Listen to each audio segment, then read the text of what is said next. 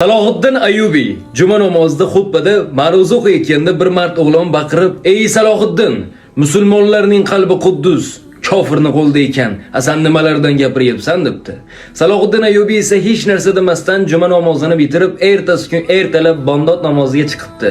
Qarasaki bola yo'q va insonlarga savol beribdi. "Kecha men xutba o'qiyotganimda Quddusda oshiqchasi bilan yonayotgan mardimiz qanlar?" debdi. İnsanlar ham boshini egib, "Ha, bomdod namoziga uxlab qolibdilar shekilli" desa, "Ha, borib aytinglar unda. Qachonki biz bomdod namozini bir safda o'qiymiz, keyin borib Quddus foth qilamiz" degan ekan. Shunday bir safda o'qishlarini 7 yil kutgan ekan. 7 yildan keyin borib foth qilgan ekan.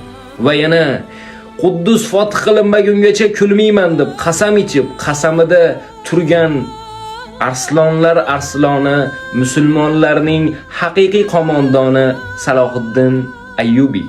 Yana shunday insonlar yetishishini Alloh o'zi nasib etsin.